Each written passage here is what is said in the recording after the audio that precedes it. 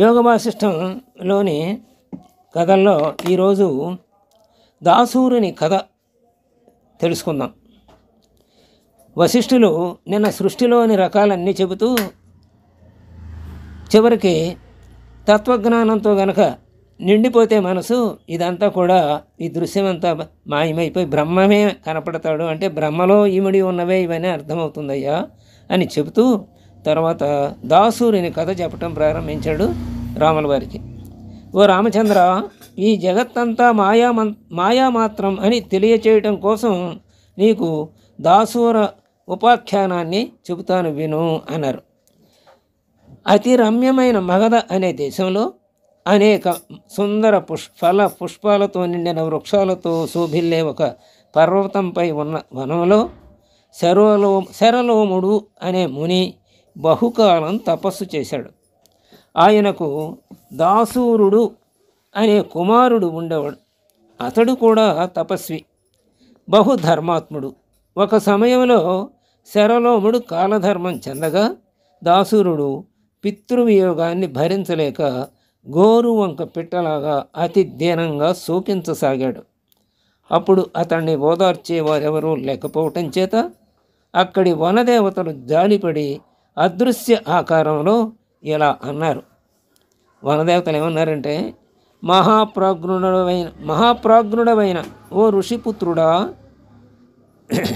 అంటే దాసురుడు అనమాట. అంటే ఈ శరలోముడు కుమారుడు దాసురుడు కదా, అందుకని ఆ దాసురుడు మరి మహాప్రాజ్ఞుడే. అందుకని ఓ మహాప్రాజ్ఞుడవైన ఓ ఋషిపుత్రుడా, ఈ ప్రపంచం యొక్క స్థితిని తెలిసి కూడా ఎందుకు ఇలా దుఃఖిస్తున్నావు?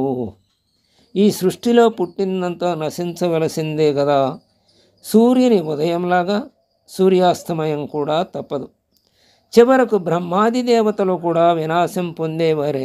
అందుకనే నిన్న చెప్పిన సృష్టి రకాల్లో లక్షలాది బ్రహ్మలు, వేలాది విష్ణువులు, అలాగే వందలాది రుద్రులు నశించారు, ఇప్పటికీ గతించారు అని చెప్పుకున్నాం కదా.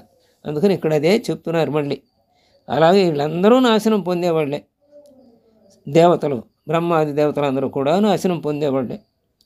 అంటే మళ్ళీ ఇంకో బ్రహ్మ వస్తాడు, ఆయన మళ్ళీ వెళ్ళిపోతాడు, ఆయన గతిస్తాడు. సంశయం ఏమీ అక్కరలేదు ఇందులో.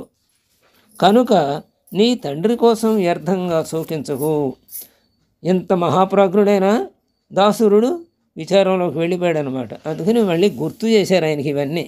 మహాప్రాజ్ఞుడు కదా, నువ్వు కూడా విచారించేస్తే అట్లా అని దేవతలు ఏదో అశరీరవాణితో కనపడకుండా చెప్పారు. అప్పుడు వశిష్ఠుడు ఇంకా అంటున్నాడు రాముల వారితోటి, ఈ విధంగా రామా, వనదేవతల చేత ఓదార్చబడ్డ దాసూరుడు మేఘ శబ్దాన్ని విన్న మయూరంలాగా ధైర్యాన్ని పొందాడు. అంటే ఉరుముల శబ్దం వింటే మయూరం నాట్యం చేస్తుంది, ఆడమేన నెమలి నాట్యం చేస్తుంది కదా, అలాగన్నమాట. అంటే దానికి ఆ మేఘ శబ్దం అంటే ఉరుము శబ్దం అంత ఆనందాన్ని కలిగిస్తుంది. అలాగే దేవతల మాటలు తోటి ఓదార్చబడ్డాడనమాట ఆయన దాసూరుడు. తండ్రికి చేయతగిన ఉత్తర క్రియలని చేసి తపస్సు మొదలెట్టాలని నిశ్చయించుకున్నాడు దాసూరుడు. అయితే ఆ దాసూరునికి తపస్సు చేయటానికి తగిన శుద్ధమైన స్థలమే కనపడలేదు. నిజానికి పృథ్వీతలమంతా శుద్ధమే, కానీ అతి చాదస్తం చేత అతడికి ఏ ప్రదేశము రుచించలేదన్నమాట దాసురుడికి. బాగా ఆలోచించి భూమి మీద కంటే చెట్టు పై భాగమే పవిత్రంగా ఉంటుందని అనుకున్నాడు. మరి అక్కడ నివసించటం ఎట్లా? అందుకోసం ముందు తపస్సు చేయటం ప్రారంభించాడు. అది కొంతకాలం వరకు ఫలించకపోయేసరికి అగ్నిని జ్వలింపచేసి అందులో తన మాంసాన్నే ఆహుతి చేయసాగాడు. దాన్ని గమనించిన అగ్నిదేవుడు ప్రత్యక్షమై అతనికి కోరుకున్న వరాన్ని ఇచ్చాడు. మరి చెట్టు మీద ఉండి తపస్సు చేయాలనుకున్నాడు కదా, మరి అది కష్టం ఎలాగో అని అప్పుడు కదా తపస్సు ప్రారంభించింది. అందుకని ఆయన కోరిక నెరవేర్చడానికి అగ్నిదేవుడు పూనుకున్నాడనమాట. ఆ కోరుకున్న వరాన్ని ఇచ్చాడు. ఆ వరప్రభావం చేత దాసూరుడు ఆకాశాన్నంటుతున్నట్లున్న ఒక కడిమి చెట్టు పై భాగంలో పద్మాసీనుడై తపస్సు ప్రారంభించాడు. మానసికంగానే, అంటే అక్కడ కూర్చుని వస్తువులు అవన్నీ ఎక్కడ ఉంటాయి, ఏముండవు.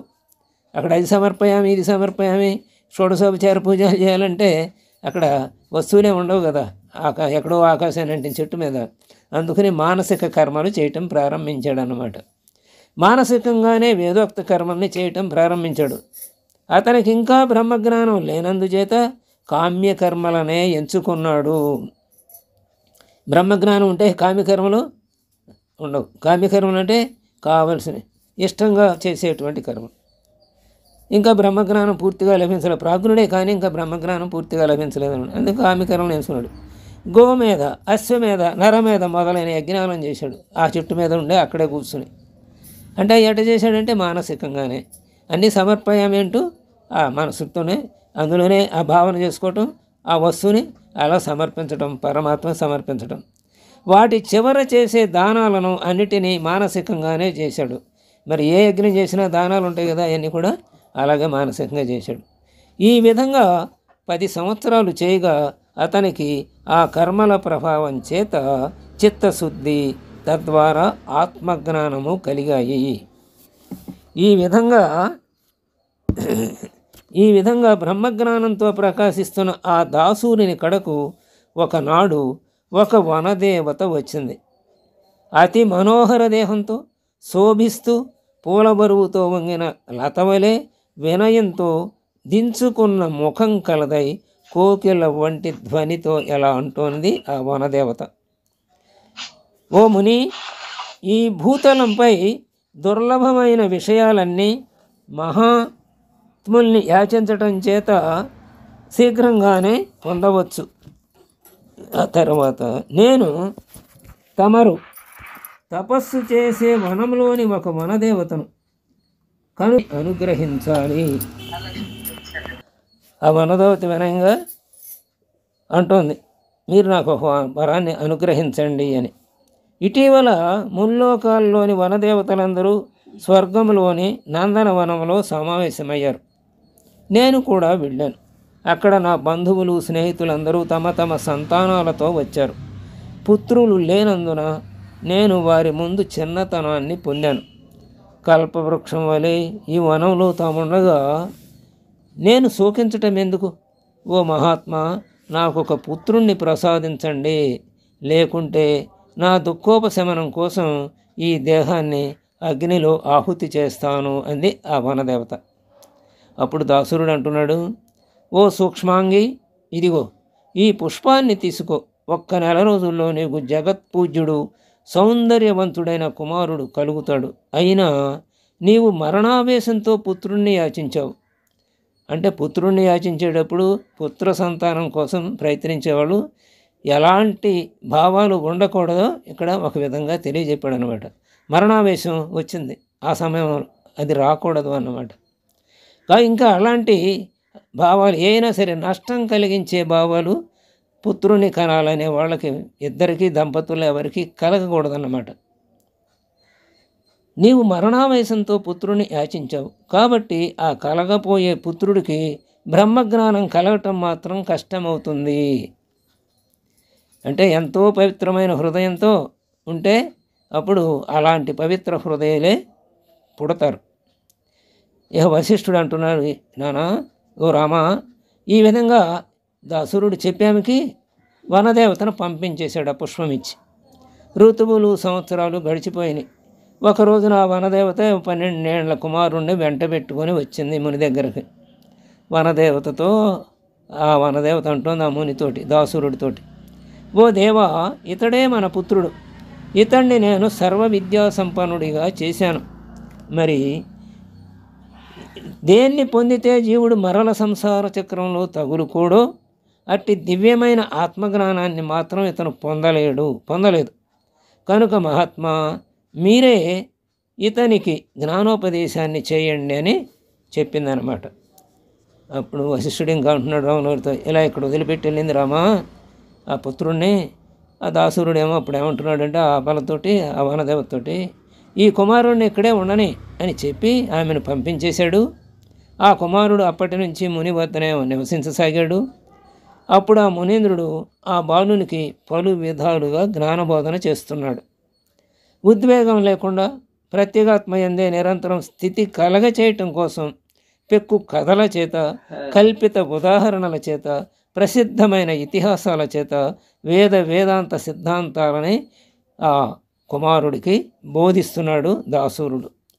ఓ రమా, నేను ఒకనాడు ఆకాశంలో అదృశ్య మార్గంలో కైలాసంలోని గంగా నదిలో స్నానం చేయటానికి పోతూ ఉండగా రాత్రి సమయంలో దాసూరుడు అతని పుత్రుడు ఉన్న ఆ ఉన్నత వృక్షాన్ని దగ్గరికి వచ్చాను. అక్కడ వారి సంభాషణ, అంటే ఈయన వెళుతూ ఆకాశ మార్గంలో వెళుతూ అక్కడ వాళ్ళ మాటలను విన్నాడనమాట. దాని దగ్గరికి వచ్చినప్పుడు కుతూహలంతో అక్కడే కాసేపు నిలిచాడు వశిష్ఠుడు.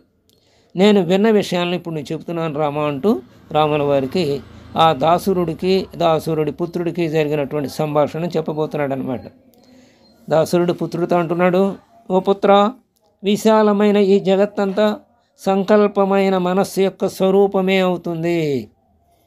ఎలాంటిది జగత్తు? సంకల్పమయమైన ఈ మనస్సు యొక్క స్వరూపమే.